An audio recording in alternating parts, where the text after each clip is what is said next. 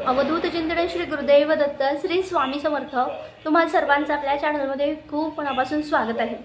लवकरच सगळ्या स्वामी भक्तांसाठी आणि दत्त भक्तांसाठी अतिशय महत्त्वाचा आणि आनंदाचा दिवस म्हणजेच गुरुपौर्णिमा लवकरच येत आहे। या गुरुपौर्णिमेनिमित्त आपल्या सर्वांना आपल्या गुरुची सेवा करायची आहे।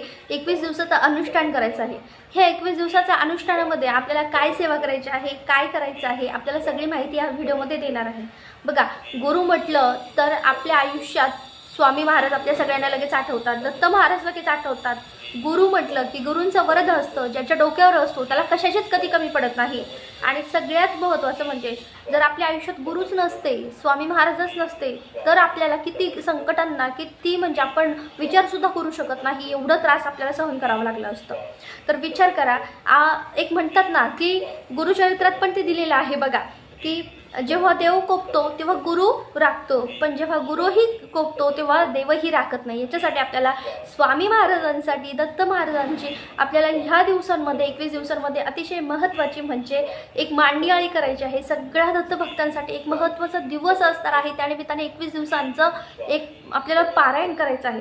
बघा, सेवा काय आहे तर सगळ्यात महत्त्वाचं खूप साधी आणि सोपी सेवा आहे स्वामीचरित्र। स्वामीचरित्र म्हटलं की महाराजांना आपण बघतो तेव्हा लगेच आपल्याला स्वामीचरित्र आठवतं, आणि स्वामीचरित्र म्हटलं की आपल्याला एक महत्त्व म्हणजे खूप मोठा आधार आहे बघा, कारण भक्त आणि स्वामींमधला हा दुवा आहे जो दोघांना जोडत असतो, आणि ह्यामध्ये संपूर्णपणे महाराजांचा आत्मा आहे। तर म्हणजे पूर्णपणे स्वामीचरित्र हे का आहे, संपूर्णपणे खूप सुंदर आहे, साधं आणि सोपं आहे। एकदम छोटे छोट्या अध्याय आहेत। पूर्णपणे तुम्हाला 1 ते सव्वा तास खूप झालं वाचण्यासाठी, तुम्ही बसून वाचलं तर। हे आपल्याला 1 ते 21 अध्यायाचं पठण करायचं आहे। आता हे बघा, आपण जेव्हा सुरुवातीला वाचतो ना तेव्हा पहिला अध्याय एवढा छोटा आहे। आता जे नवीन भक्त आहेत त्यांना सांगते, जे स्वामी सेवेकरी नवीन जोडले गेले त्यांच्यासाठी बघा, पहिला अध्याय इथे आहे, दुसरा अध्याय इथे आहे, एवढे छोटे छोटे अध्याय आहेत। बऱ्याच स्वामी सेवेकरांचं काय असतं की ताई आम्हाला स्वामीचरित्र वाचायचं आहे, स्वामींची सेवा करायची, पण कशी करायची हे तुम्ही सांगा ना। तर मला एकच म्हणायचं आहे, तुम्ही जेव्हा स्वामींच्या सेवेत येतात ना, तुम्हाला करण्याची जी तळमळ आहेत ना ती महाराजांना सुद्धा दिसते। त्यामुळे तुम्ही करण्याची जी तळमळ आहे ना, तुम्हाला महाराज तुमच्याकडून करून घेतात, कारण की खरंच महाराज आपल्याकडून करून घेतात। आपण कोणीच नाही आहे, सेवा करणारे कोण आहेत? स्वामी महाराज। आपण करणारे आहोत, निमित्त मात्र आहे, पण करून घेणारे ते आहेत, ते स्वतः करून घेत असतात, ते गुरु आपले करून घेत असतात। आता तुम्हाला अजून एक सांगायचं की जेव्हा आपण सेवा करतो तेव्हा सेवेमध्ये काय करायचं, 1 ते 21 अध्याय वाचले। आता प्रत्येकालाच ही सेवा करताना ताई आम्ही घरी बसून वाचू का, किंवा बेडरूममध्ये वाचू का, किंवा आम्ही कामाच्या ठिकाणी वाचू का, किंवा बऱ्याच जणांचे प्रश्न असतात। त्यातले त्यात आपल्या मागे एखाद्या व्यक्तीच्या मागे ना असंख्य अडचणी असतात, आणि तो इतका प्रॉब्लेममध्ये असतो ना, तो कुठल्याही परिस्थितीत सेवा केल्याशिवाय राहत नाही। मग मला हेच म्हणायचं आहे, तुम्ही कोणतेही एक्सक्यूज देऊ नका। जेव्हा आपण महाराजांना मागतो तेव्हा भरभरून मागत असतो, आणि खरंच महाराजांनी आत्तापर्यंत तुमच्यापासून तर माझ्यापर्यंत भरपूर दिलेलं आहे। आपल्याला सगळ्यांना भरपूर काही दिलं आहे महाराजांनी, म्हणून आपल्याला सेवा ही भरभरून करायची आहे, म्हणून आपल्याला ही सेवा करायची आहे। त्याचबरोबर 11 माळी जप, स्वामी महाराजांचा श्री स्वामी समर्थ हा जप आपल्याला करायचा आहे, हा करायचा आहे। त्याचबरोबर 11 वेळा तुम्ही तारक मंत्र म्हणायचं आहे। निशंक हो निर्भय हो म्हणारे तुम्ही यूट्यूबला पण लावून देऊ शकतात, हे म्हणायचं आहे। बघा, ज्या 11 माळी आहेत ना, त्या माळी महाराज स्वतः म्हटले आहेत, जो माझं नाम जपेल ना मी त्याला स्वतः जपेल, जो माझं नाम जपेल मी त्याला स्वतः जपेल। आणि त्या तारक मंत्राचं पण नावातच तारक मंत्र आहे, म्हणजे तारण करणार आहे। तारक मंत्र म्हणजे काय, आपल्या सगळ्यांचं तारण करून नेणार आहे। एवढा छान तारक मंत्र आपल्या सर्वांना म्हणायचं आहे। निशंक हो निर्भय हो म्हणारे। आता याचं तुम्ही तीर्थ करून घरात सगळ्यांना देऊ शकता, तुम्ही स्वतः पण घ्यायचं आहे। याचबरोबर आता ताई मला ह्या दिवसा म्हणजे बऱ्याच महिलांच्या डोक्यात काय येतं, नियम वाचायचं काहीही असू द्या, पण नियम खूप महत्त्वाचे असतात। नियम प्रत्येक महिलांचं असं असतं की नियम काय आहे, नियम पहिले सांगा। आपण काम हे बघा, तुम्हाला मेहनत ही करावं लागणार आहे 99%, पण तुम्हाला 1% अध्यात्म हे स्वामींच्या सेवेची जोड ही असायलाच पाहिजे आपल्या आयुष्यात। मग त्याच्यामुळे काय करायचं आहे आपल्याला, की जेव्हा आपण या सेवा करणार आहोत ना, मग तुमच्या आयुष्यात भरपूर काही गोष्टी चालू आहेत। आता प्रत्येकाच्या मागे काही ना काही अडचणी चालू आहेत, संतती प्राप्ती असेल, घर बांधण्यासाठी असेल, नोकरीसाठी असेल, कुठल्याही समस्यांसाठी जर तुम्ही महाराजांना तुम्ही संकल्प करू शकतात। महाराजांना संकल्प करायचा आहे, घरात संकल्प करा, केंद्रात मंदिरात मठात जाऊन तुम्ही श्रीफळ ठेवून या. आणि सगळ्यात महत्त्वाचं म्हणजे महाराजांना जेव्हा श्रीफळ ठेवायला जाताल ना तेव्हा एकच म्हणायचं आहे की माझ्याकडून ही सेवा पूर्ण करून घे, म्हणजे माझ्याकडून ही सेवा पूर्ण करून घ्या. कारण आपल्याकडून ही सेवा घडणं खूप महत्त्वाचं आहे. त्याच्यात अडथळे येऊ देऊ नका. हे बघा, आपल्याकडून अखंड नाही म्हणू शकत, पण सेवा करणं ही खूप महत्त्वाची आहे. पण आता हा 21 दिवसांचा कालावधी कधीपासून होतो? 9 जुलैपासून तर ते 29 जुलैपर्यंत आपल्याला ह्या 21 दिवसाच्या कालावधीमध्ये सेवा सुरू करायची आहे. 9 जुलैपासून कुणाचे ह्या 21 दिवसामध्ये बऱ्याच ताईंचे मासिक धर्म येतात. आता सपोज माझा जर 9 तारखेला येत असेल तर मी त्याच्या अगोदर सेवा सुरू करेल. बघा, आता सपोज 4-5 तारखेला किंवा आता उद्या 2 तारीख आहे, उद्या गुरुवार आहे, मी उद्या सुरू करेल किंवा मला आज व्हिडिओ मिळाला तर मी आज करेल. आता बऱ्याच ताईंचं काय होईल, ताई मला व्हिडिओ अगदी म्हणजे बघा 10-11 तारखेला मिळाला किंवा थोडासा उशिरा मिळाला तरी तुम्ही त्या दिवशी सेवा सुरू करू शकता. सेवा सुरू करणाऱ्याला महत्त्व जास्त आहे. बघा, आपण सेवा सुरू करतो हेच खूप आपलं नशीब आहे. स्वामी सेवेत टिकतो ना तो म्हणजे महाराज त्याच्याकडून सेवा करून घेतात, हेच खूप महत्त्वाचं असतं. म्हणून मी एक सांगते, मासिक धर्म जरी येणार असेल तर तुम्ही लवकर सेवा सुरू करा. आता मी माझं सांगते की माझा जर मासिक धर्म येत आहे ना म्हणजे 8-9 तारखेला असेल तर मी लवकरच सेवा सुरू करेल, कारण 4-5 दिवस अगोदर करेल. आपल्याला मोजून मापून सेवा करायची का नाही, आपल्याला जास्त झाली तरी चालेल पण कमी करायची नाही. आपल्या आयुष्यात संकट अडचणी भरपूर येतात, पण महाराज जेव्हा देतात ना आणि आपण न मागता महाराज आपल्याला भरभरून देत असतात.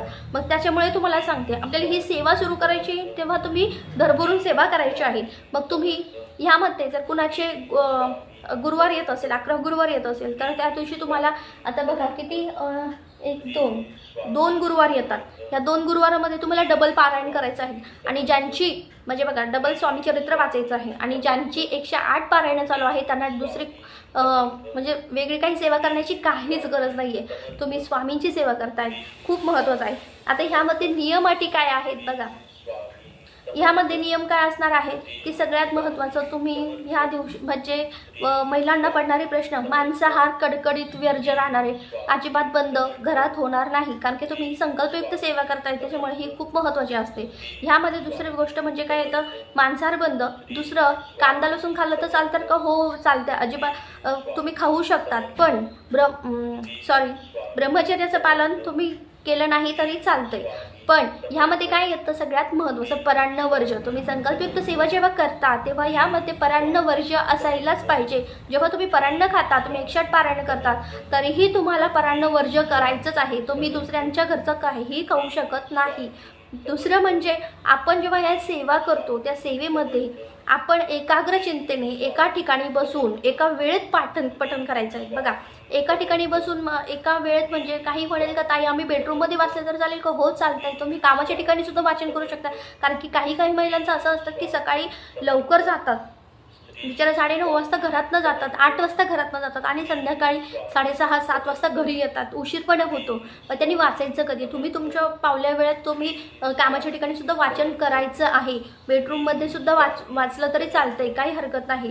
पण तुम्ही जर शक्यतो आपल्याला संकल्पयुक्त पारायणाची एक वेळ ठेवायची आहे. तुम्ही सकाळी वाचताय तर सकाळी वाचा, दुपारी वाचताय तर दुपारी वाचा, संध्याकाळी वाचताय तर संध्याकाळी वाचा. ही एक महत्त्वाची गोष्ट आहे की ती आपल्याला एकच वेळ ठेवायची आहे. आता मला एक सांगायचं आहे की महाराजांनी आपल्याला भरपूर काही दिलं आहे म्हणून ही सेवा करायची आहे. आपण महाराजांना कधी काही मागत असतो, साहजिक आहे. आपण माणूस जेव्हा जन्माला येतो तेव्हा भरपूर काही दोष घेऊन येत असतो, भरपूर काही अडचणी म्हणजे त्याच्यासोबत चांगल्या गोष्टी जेवढ्या असतात तेवढ्या दोष पण वाईट गोष्टी पण तेवढे घेऊन येत असतो. म्हणून आपल्याला जेवढी जास्तीत जास्त सेवा करणं त्याला खूप महत्त्वाचं आहे.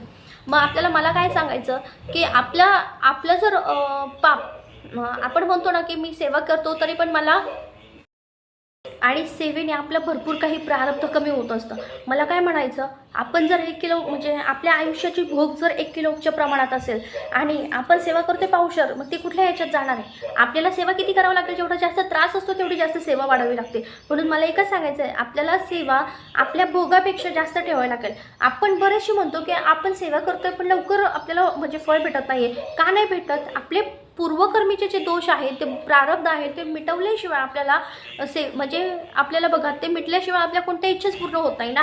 याच्यासाठी आपल्याला जास्तीत जास्त सेवा करावी लागते।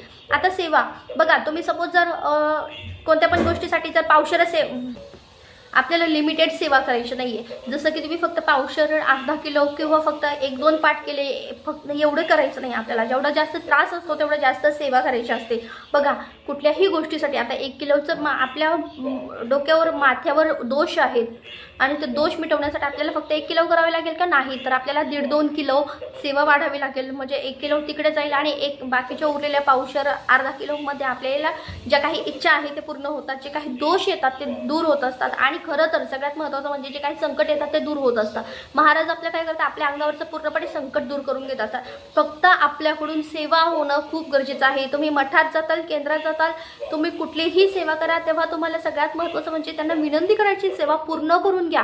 कारण की बघा, सेवा पूर्ण करणाऱ्याला खूप महत्त्व आहे। आपण म्हणतो ना की सेवा आपल्याकडून घडते, ते खूप महत्त्वाचं असतं, पण जेव्हा आपण सेवा आपल्याकडून होतच नाही आणि आपण म्हणतोय की माझ्याकडून सेवा होतच नाही आहे किंवा माझ्याकडून काही काही निमित्त काढत असतो आपल्याला, ते काही उपयोगाचं नसतं। कारण की महाराज आपल्याला जेव्हा देतात तेव्हा ते भरभरून देत असतात। ह्या जगात दुसरं कोणीच नाही, पण स्वामी महाराज आहे ना, खरंच आपल्याला एवढं देतात ना। तुम्ही कधीच काही ना मागता सेवा करून बघा, तर तुम्हाला महाराज किती देतात। साहजिक आहे, आपण संसारिक माणसं आहोत, आपल्याला कोणत्या ना कोणत्या गोष्टीची गरज असते, आपण महाराजांना म्हणत असतो, पण ते पण ठीक आहे। पण जेव्हा आपण महाराजांकडे ना जेवढी जास्त सेवा होते ना, तेव्हा महाराज बघा, पण महाराज तुम्ही आता म्हणताल तुम्ही आता सेवा केली आणि लगेच तुम्हाला देताल, पण तुमच्या प्रारब्धानुसार तुम्हाला ती गोष्ट कधी मिळेल, कधी मिळणार, म्हणजे कधी मिळेल, थोडी उशिरा मिळेल किंवा लवकर मिळेल हे पण सांगता येत नाही, हे फक्त प्रारब्धावर असतं।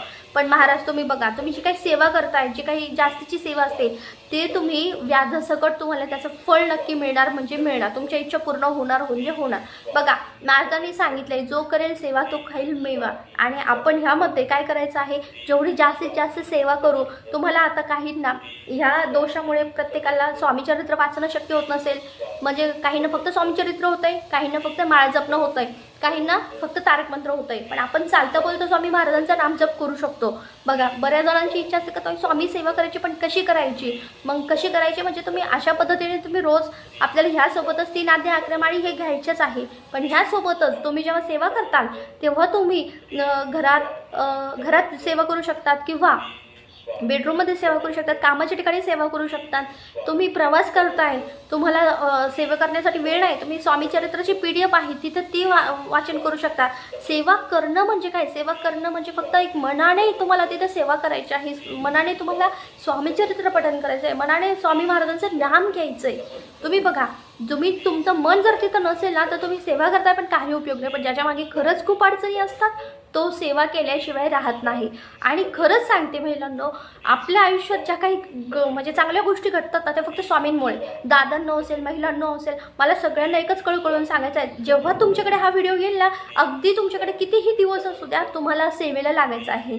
तुम्ही सकाळी करा, दुपारी करा, संध्याकाळी करा, तुम्ही अगदी दिवसातनं 3 पाठ केले तरी चालतंय, पण महाराजांची सेवेला खूप महत्त्व आहे। जो करेल महाराजांची सेवा ना, खरंच त्याच्या आयुष्यात महाराज खूप कल्याण करतील। जे स्वामी सेवेकरी आहेत, जे पहिले स्वामी सेवेकरी आहेत ना, त्यांनी बघा त्यांच्या आयुष्यातला पहिलं भूतकाळ, त्यानंतरचं चालू वर्तमान काळ किती चांगला आहे, आणि मग विचार करा, ह्याच गोष्टीवरून तुम्हाला समजते की भविष्यकाळ किती चांगला असणार आहे।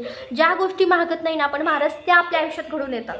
कधीच कोणत्या गोष्टीची कल्पना नसते तरी महाराज त्या गोष्टी घडून येतात, आणि हे फक्त आणि फक्त स्वामी सेवेमुळे होतं, स्वामींमुळे होतं।